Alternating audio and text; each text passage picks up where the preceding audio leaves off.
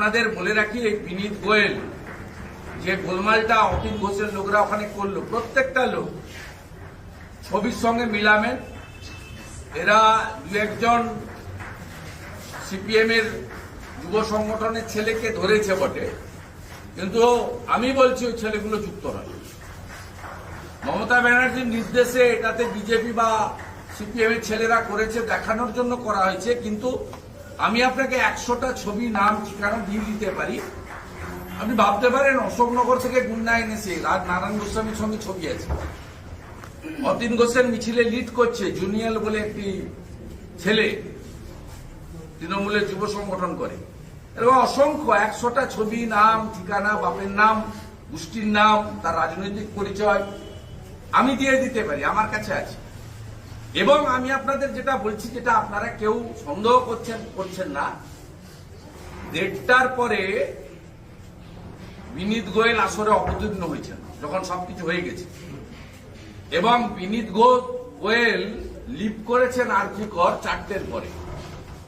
মমতা ব্যানার্জি নিজে বলেছেন আমি 4:30টা অবধি জেগেছিলাম।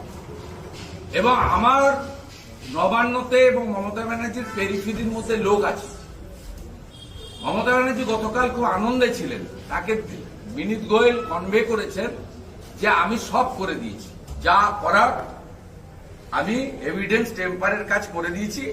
এমনকি আমাদের যে ওই বন্টি, তার যে অল্টো গাড়ি, তার হদিস আপনি এখনো পাননি, এটাও হাওয়া করেছে বিনীত গোয়েল।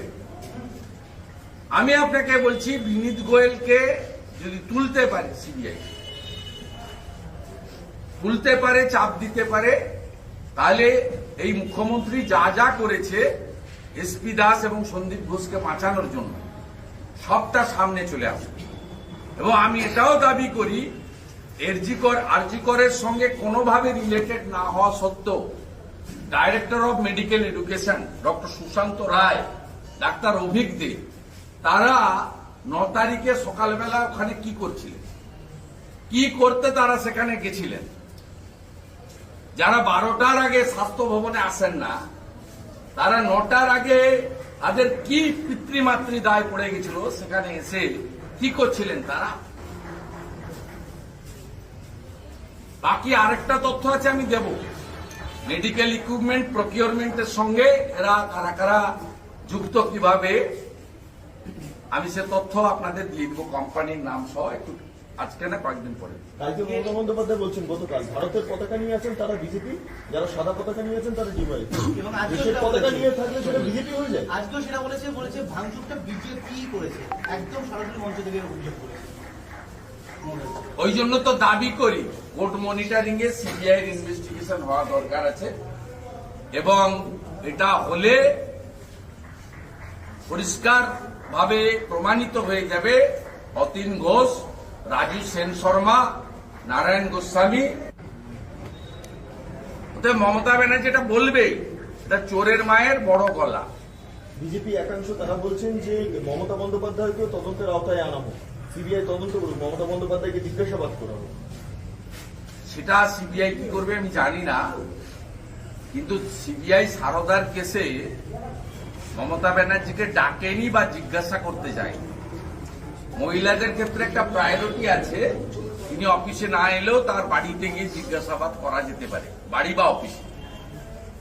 এটা সিবিআই যে হ্যান্ডবুক আছে তাতে আছে।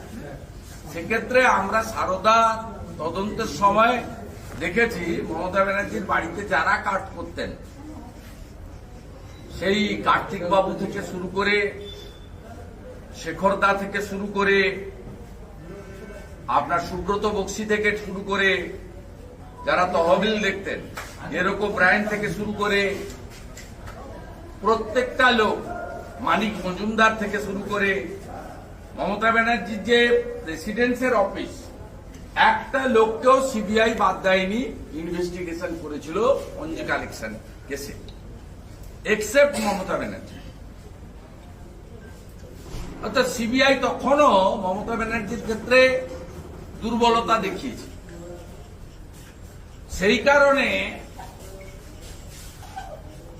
আমাদের ডিমান্ড ছিল, আমি petitioner, one of the petitioner public interest লিটিগেশনে, আর স্টুডেন্টদেরও ডিমান্ড ছিল যে হাইয়েস্ট ইনভেস্টিগেশন, জুডিশিয়াল ইনভেস্টিগেশন। আর আমার প্রেয়ারে ছিল, অন্যদেরও ছিল, শেষ মুহূর্তে তার পরিবারও যুক্ত হয়েছে হিয়ারিং এ, মানে পিটিশন করেছে। ফার্স্ট ইনিশিয়েট আমরা 2-3 জন করেছিলাম। সেখানে আমার ডিমান্ডই ছিল যে সিবিআই কে ইন্ডিপেন্ডেন্ট ইনকোয়ারি করতে দেবেন না, কোর্ট মনিটরিং ইনভেস্টিগেশন হওয়া দরকার আছে। তাই কোর্ট মনিটরিং করছে এবং কোর্ট খুব সিরিয়াস। নইলে যে মামলা সোমবার শুনানি হওয়ার কথা মাননীয় প্রধান বিচারপতির বেঞ্চ, সেই মামলা আজকে সোমোটো হিয়ারিং করেছেন। আমার লয়ারও টেলিফোন পেয়েছে সকালবেলা, আর্লি মর্নিং বিফোর 8 o'clock, যে আপনারা লয়ার যেন অ্যাপিয়ার করেন সব পিটিশনার। তাহলে কোর্ট খুব সিরিয়াস এবং কোর্ট খুব ক্লোজ মনিটরিং এ করছেন। আর মমতা ব্যানার্জি এখন ওই ডোরিনা ক্রসিং এ 250-300 লোক এখন আছে, মিছিলে একটু বেশি ছিল, 2-2.5 হাজার ছিল, সব জায়গা থেকে এসছে। আমি দেখতে দেখতে আসছি, আমার তমলুকে কাজ ছিল, তা আমি দেখতে দেখতে আসছি। বাগনান থেকেও আসছে, উলবেড়িয়া থেকেও আসছে, আপনার হাওড়া এন্টায়ার আসছে, সাউথ 24 পরগনা আসছে। 2000-2,500 লোক হয়েছিল, এখন 250-300 লোক আছে। সেখানে তিনি বলছেন রোববারের মধ্যে ফাঁসি চাই, বিচার চাই।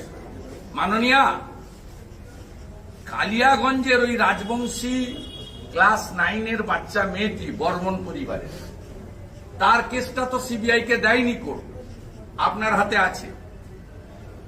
আপনি 1.5 বছর হয়ে গেছে ওই জাভেদ নামে যে ছেলেটি করেছে,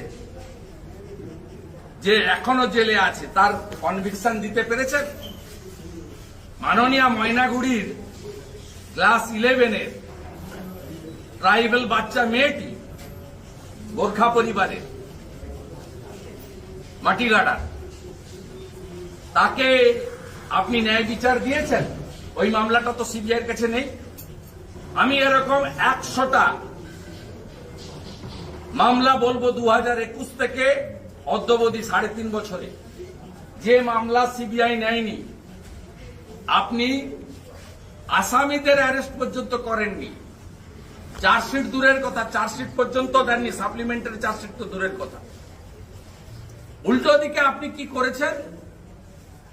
কামদুনিতে বারাসাত কোর্ট যাদেরকে ফাঁসির অর্ডার দিয়েছিল, আপনার দলের নেতা 19টা পিপি চেঞ্জ করে, 19টা পিপি আপনি হাইকোর্টে চেঞ্জ করেছেন, আপনার ল ডিপার্টমেন্ট করে তাদের ফাঁসির দণ্ডাদেশ থেকে বেকসুর খালাস করেছেন। কামদুনির নির্যাতিতা মৃতার ভাইকে আপনি সিকিউরিটি দেননি, টুম্পা মৌসুমীকে আপনি সিকিউরিটি দেননি।